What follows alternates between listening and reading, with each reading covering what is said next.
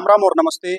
फिलहाल अड़ेवा गांव में बैठे हैं भाई। आप सभी को पता है कि अड़ेवा गांव जो है उचाना हल्का में आता है और उचाना हल्का आप सभी को पता है कि भाई बहुत बड़ी हॉट सीट है। यहाँ पर लगातार दावेदार आते हैं जाते हैं। लगातार आप देखते हो कि भाई यहाँ से मुख्यमंत्री उप मुख्यमंत्री तक बनते हैं, लेकिन जो उचाना का हल्का का हाल है वो आज के दिन ऐसा का ऐसा। यहाँ पर एजुकेशन की बात कर लें, यहाँ पर बेरोजगारी की बात कर लें, यहाँ पर सड़कों की बात कर लें, वही बदहाली यहाँ पर देखने को मिलती है। बस कागजों में कार्रवाई हो जाती है कि भाई ये उचाना में ऐसा हो गया, लेकिन रियलिटी में अगर हम लोग जाके देखते हैं तो वहां पर भाई जो गांव जैसा माहौल वहां को देखने को मिल रहा है। जींद की और उचाना की सेम कंडीशन है। फिलहाल हमारे साथ भूपेंद्र अड़ेवा जी बैठे हैं। ये भाई उचाना से दावेदार हैं, तो इनसे पूछेंगे कि भाई क्या कुछ एम लेकर के चल रहे हैं, क्योंकि साथ में ये एडवोकेट भी हैं और अच्छे तरीके से इनको हर चीज की नॉलेज है, चाहे बेरोजगारी की हो, शिक्षा की हो, चाहे गांव देहात की हो। तो इनसे बातचीत कर लेते हैं। सबसे पहले राम राम जी। राम राम जी, आपका और आपके दर्शकों का बहुत बहुत धन्यवाद। नमस्कार सर जी, कैसा माहौल देखने को मिल रहा है, क्योंकि आप लगातार घूमते हो, आपका बहुत ज्यादा एक्सपीरियंस भी है राजनीति को लेकर। लोगों में अविश्वसनीयता ज्यादा है। जी जी कम विश्वास करते हैं नेता लोगों पे। मुझे नहीं पता क्यों। जी जी काम नहीं हुए होंगे या कोई उनको जो उन्होंने वादे किए वो उन्होंने पूरे नहीं किए। जी। ऐसी विश्वसनीयता ज्यादा है। सर जी, जैसे बात कर लें उचाना में आप घूमते हो, क्या लगता है आपको उचाना में, क्योंकि उप मुख्यमंत्री बनना भी कोई छोटी बात नहीं है, और फिर उचाना एक ऐसी सीट है कि भाई जो 89 सीट बच गई वो अलग और उचाना एक अलग, क्योंकि इसको तो ये भी बोला जाता है कि भाई ये तो सीएम सिटी, मतलब एक तरीके से ऐसी सीट है कि यहाँ से जो बन गया वो मंत्री बनता है। तो उचाना में कैसा माहौल है? हाँ, बड़ी गरिमामयी अच्छी सीट है उचाना की। जी और जी यहाँ से उप मुख्यमंत्री बने हैं हमारे चौधरी वीरेंद्र सिंह। उन्होंने बड़ी लंबी राजनीति की है।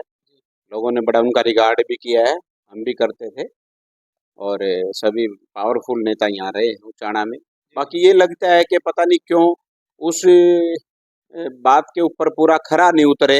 लोग असंतुष्ट हैं, मुझे नहीं पता क्यों। या तो काम नहीं हुए या लोगों का उनसे संपर्क नहीं हुआ, ये बातें आगे आती हैं। आपकी बात को बड़ी कर लेते हैं। नेता तो मतलब अच्छे बने, लेकिन वो जनता क्यों असंतुष्ट है? ऐसा जनता का भरोसा क्यों नहीं जीत पाए वो? हम जहाँ जहाँ जा रहे हैं, नेता वो कहते हैं कि हम मुलाकात नहीं हो पाती थी, चंडीगढ़ जाते थे वहाँ नहीं मिल पाते थे, या हमारे काम नहीं हुए, कॉमन काम नहीं हुए। सड़कें हैं तो उनके ऊपर लाइट नहीं है, हॉस्पिटल है तो उनमें डॉक्टर नहीं है, गांव में सफाई नहीं है, और कहीं भी स्टेडियम कोई एजुकेशन के प्रति मतलब ऐसा कुछ हुआ नहीं। लोगों में असंतुष्ट हैं लोग इस चीज से। और बेरोजगारी तो सर इतनी हो गई है कि बच्चे लग जाते हैं, उनका ये भी नहीं पता कि वो लग के कब हट जाएंगे। कईयों के तो रिश्ते टूट जाते हैं, कई सुसाइड भी कर लेते हैं। पीछे सुसाइड भी हुए हैं बहुत सारे। ये अभी पिछले 5 साल तो युवा बच्चों के लिए सरकार ने बड़ा धोखा किया है। जी जो हमारा मानना है, जहाँ भी बैठते हैं या जो हम देखते हैं, इस सरकार ने कोई नौकरियां नहीं दी पिछले 5 साल में। 10-12 हजार 15 हजार नौकरियां दी थी, उन पे भी तलवार लटकी हुई है। अब जैसे पीछे अभी डी ग्रुप वालों के ऊपर हाई कोर्ट से फैसला आया था, इन्होंने अनियमितता बरतते हुए जो 5 नंबर दिए थे उनको असंवैधानिक बताते हुए हाई कोर्ट ने उसको खारिज कर दिया। और इन्होंने कहा था कि या तो 6 महीने के अंदर टेस्ट ले इसको, या इनको खारिज करेंगे। तो हरियाणा सरकार ने ये गलत स्टेप उठाया, 1 महीना खराब किया। सुप्रीम कोर्ट नहीं जाना चाहिए था, सुप्रीम कोर्ट का ऑप्शन नहीं देखना चाहिए था, हमारा जो मानना है। हाई कोर्ट ने आगे की कार्रवाई करते हुए इनका टेस्ट लेते हुए 1 महीने को बचाना चाहिए था। अब कुछ भी टाइम नहीं है सरकार के पास। बच्चे बड़े दुखी हैं। युवाओं के साथ तो बहुत बड़ा धोखा हुआ है। इतनी सीटें एजुकेशन डिपार्टमेंट में खाली पड़ी हैं। अब टीजीटी देख लिए, टीजीटी पे कोई टेस्ट, कोई हाई कोर्ट का स्टे नहीं है, कोई मामला लंबित नहीं है। टीजीटी की भर्ती क्यों नहीं कर रही है बच्चे? इतने बच्चे बेरोजगार हरियाणा में, कम से कम 28 से 30 हजार तो टीजीटी की पोस्टें खाली पड़ी हैं। इन्होंने पोस्टें तो फिलअप करी नहीं। इन्होंने जो सब्जेक्ट थे और उन सब्जेक्टों को एक दूसरे टीचर को दे के उनकी संख्या घटा के मर्ज कर दिया। अब साइंस वाला टीचर मैथ कैसे पढ़ाएगा, मैथ वाला साइंस कैसे पढ़ाएगा, और इंग्लिश वाला हिंदी कैसे पढ़ाएगा? अब ये काम इस सरकार ने किया है। शिक्षा में भी बड़ा खिलवाड़ किया, जो बच्चों का भविष्य गर्दिश में गया। और युवाओं के साथ जो नौकरियां ना दे के अब जो बहुत जल्दी जल्दी अब सरकार करने लग रही है, जैसे सुप्रीम कोर्ट गए, 1 महीना खराब किया। इस दौरान टेस्ट की डेट भी फिक्स हो सकती थी, रिजल्ट भी आ जाता बच्चों को। लंबी चौड़ी बात नहीं थी। बहुत बड़ा मैनेजमेंट होता है सरकार के पास।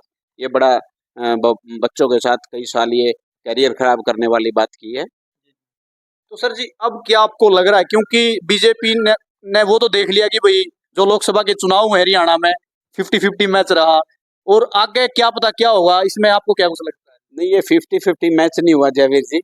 ये तो सारा ही 10 की 10 ही सीटें मानो, क्योंकि जी। पहले बीजेपी ने 6-6, 7-7, 5-5 लाख वोटों से अचीव किया था जी। और सारी सीटें जीती थी। अब वो सारी जो लीड थी इनकी वो खत्म हो चुकी है और 5 सीटें कांग्रेस पार्टी ने जीती हैं। बड़ा अच्छा हमारी पार्टी का रिजल्ट रहा है और बड़ी मेहनत युवा साथियों ने, वर्करों ने, हर तबका जो इनसे परेशान था, चाहे कोई आंगनवाड़ी वर्कर थी, चाहे पहलवानों के साथ गलत हुआ, चाहे किसान के साथ हुआ, ये तो किसी भी एजिटेशन के ऊपर कभी भी उसका हल इस सरकार ने निकाला ही नहीं।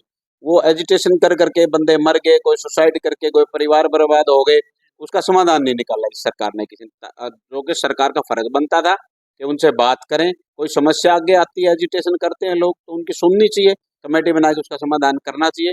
मेरे ख्याल से आपको भी एक भी नोटिस में नहीं होगी ऐसी कोई बात, आप लोग भी घूमते हैं। तो सर जी, जैसे आप उचाना के अब गांव में घूमते हो, कैसा क्या माहौल देख रहे हो आप? क्या लग रहा है, लोगों का प्यार मिल रहा है?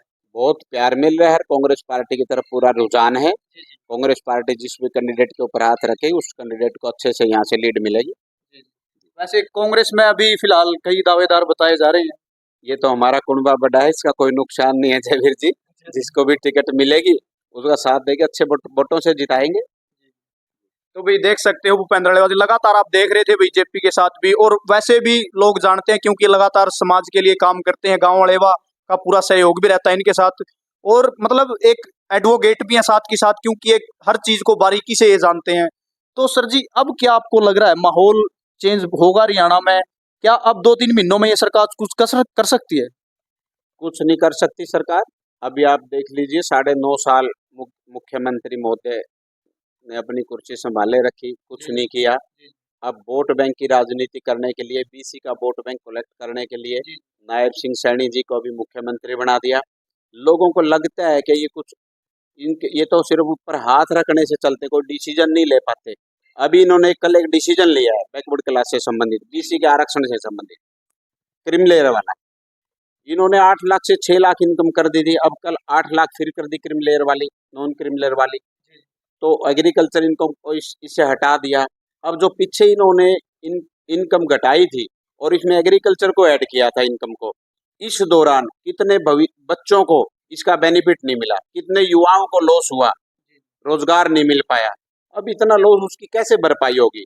ये तो अब इलेक्शन का दौर है, इलेक्शन के दौर के टाइम वोट बैंक लेने के लिए ये सारी चालें चली जा रही हैं। मुझे नहीं लगता ये सरकार या मुख्यमंत्री महोदय कुछ कर पाएंगे।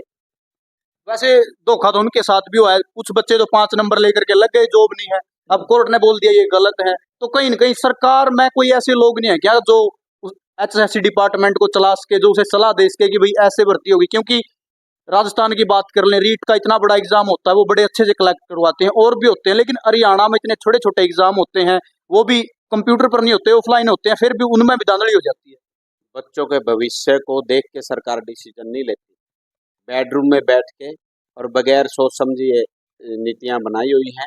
कम से कम कानूनी दायरे में रह के नीतियां बने, सोच समझ के। जो एचएसएससी के मेंबर हैं उनको एक्सपीरियंस एंड बंदे वहाँ लगाने चाहिए, जो कि अनियमितता ना होए, बच्चों के भविष्य के साथ 2-2, 3-3, 4-4 साल उनकी खराब ना होए। इस सीईटी वाले ने, टेस्ट ने पिछले जब से लागू किया है, एक भी भर्ती नहीं हो पाई। बच्चों ने अब इस टेस्ट की तैयारी करनी है, अब सब इंस्पेक्टर की करनी है, एक्साइज वाले की करनी है, 4-4, 5-5 टेस्टों की तैयारी की, उनका रिजल्ट नील रहा। बच्चे फ्रस्ट्रेशन में आ गए, कुछ बच्चे तो उसे सुसाइड कर गए, कुछ बच्चे अपनी जमीन बेच के बाहर जाने लग रहे हैं। 60 से 65% युवाओं का योगदान है। युवाओं के लिए विशेष करना चाहिए सरकार ने, जिनके ऊपर आधार ढांचा है, परिवार चलता है। इस सरकार ने युवाओं के साथ बड़ा धोखा किया और ये युवा की बार पूरे मूड में है। आपने एमपी के चुनाव में देखा ही होगा, लोकसभा के चुनाव में सारा युवाओं का बहुत बड़ा योगदान था, और आगे विधानसभा में भी होने वाला है। अभी सरकार ना संभली, लोगों के बीच में जाते नहीं, समस्याएं सुनते नहीं, पॉलिसियां बेडरूम में बैठ के बनती हैं, इनका खामियाजा तो भुगतना ही पड़ता है। सरकार को अपने वोट बैंक का भुगतना पड़ता है, वो तो चलो कोई फर्क नहीं पड़ता उनको, जो एक बच्चे का भविष्य खराब होता है उसको पूरी लाइफ भुगतना पड़ता है। वैसे आजकल बेरोजगारी इतनी बढ़ गई थी, पहले तो हरियाणा में चलन नहीं था, लेकिन अब तो बहुत सारे बच्चे विदेश की ओर रुख करने लगे, क्योंकि बेरोजगारी हरियाणा में पूरे 29 के 29 राज्यों में हरियाणा में सबसे ज्यादा है सर। पता है क्या है जयवीर जी, ये अवेयरनेस की कमी है सरकार की। सरकार ने, हमारे जैसे देहात में बच्चे पढ़ते हैं, सरकार के पास ऐसी कोई पॉलिसी नहीं है कि उन बच्चों को आके गाइडलाइन मिले कि आप प्लस 2 में इतने अच्छे नंबर लेके आए हैं, अच्छे रैंक हैं, आपको इस लाइन को चुनना चाहिए। वो बच्चे, कई बच्चे तो अनभिज्ञ रह जाते हैं इस बात से, उनको यही नहीं पता मैं कौन सी लाइन चुनूं। उनके लिए आगे कोई ट्यूटर की या कोई उनके लिए कोचिंग की सरकार के पास कोई पॉलिसी नहीं है, कोई लाइब्रेरी नहीं है कहीं। उन्होंने ऐसा, सरकार ने ऐसा कुछ सोचना चाहिए बच्चों के भविष्य के लिए। जब अपना एक लड़का होता है वही परिवार छोड़ के अपने रोजगार के लिए, फादर मदर की दाल रोटी के लिए जमीन बेच के जाने लग रहा है, इससे बुरा हाल और क्या हो सकता है। और बहुत से बच्चे तो सर उनका पता ही नहीं है, वो मर गए, कहाँ तिर गए, डोंकी लग गई, उनका तो पता ही नहीं लगता। जो फादर मदर से, उनकी फैमिली से तो उनका कांटेक्ट ही नहीं हो पाता। वो क्या करते हैं बेचारे, अपनी दाल रोटी, यहाँ भूखे मरते हैं, यहाँ रोजगार नहीं है, किसी को लोन की सुविधा नहीं है, कोई लघु उद्योग नहीं है, सरकार के पास ऐसी कोई पॉलिसी नहीं है। हमारी सरकार आई तो हम इसके लिए एडवाइज भी करेंगे और उम्मीद है कि पहले की तरह रोजगार भी मिलेगा, हुड्डा साहब की सरकार बनेगी और पहले जैसा ही हरियाणा नंबर 1 होगा। तो भाई भूपेंद्र जी से हमने बात करी, ये उचाना से जो है विधानसभा के दावेदार हैं कांग्रेस से, और आगे भी आपको लगातार दिखाते रहेंगे क्योंकि इनका एजुकेशन को लेकर के, बेरोजगारी को लेकर के, चाहे स्वास्थ्य को लेकर के बहुत ज्यादा पकड़ रही है, क्योंकि इन्होंने नौकरी भी की है, इनको हर चीज का बारीकी से पता है। और जब बंदे को नॉलेज होगी तो वो ऐसा काम करेगा कि भाई हर चीज को किस तरीके से होती है। इन्होंने वो चीज देखी है जो हम लोगों ने नहीं देखी। तो सर अब कैसा लग रहा है कि जनता, उचाना की जनता का माहौल?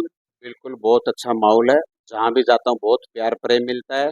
नई जगह भी कहीं मिलता हूँ वो भी मुझसे प्रभावित होते हैं।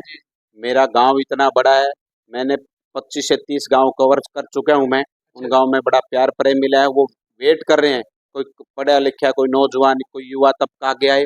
मैं उनकी ड्यूटी निभाने के लिए तैयार बैठा हूँ। समाज सेवा पहले भी करता हूँ, बाकी पार्टी का जो डिसीजन होगा हमें मान्य होगा। तो भाई पूरी बातचीत आपने सुन ली है, आगे और भी दिखाते रहेंगे आपको, अब लगातार जो है जुड़े रहेंगे सर से, क्योंकि अब आगे चुनाव होगा तो लगातार प्रचार की हर तरीके से आपको दिखाते रहेंगे। और आप भी कमेंट करके बताना भाई उचाना में जो कांग्रेस का कौन दावेदार होना चाहिए, किसको जो है टिकट मिलनी चाहिए, आप कमेंट करके जरूर अपनी राय रखना। तो तब तक के लिए देखते रहिए जय हरियाणा, जय भाईचारा।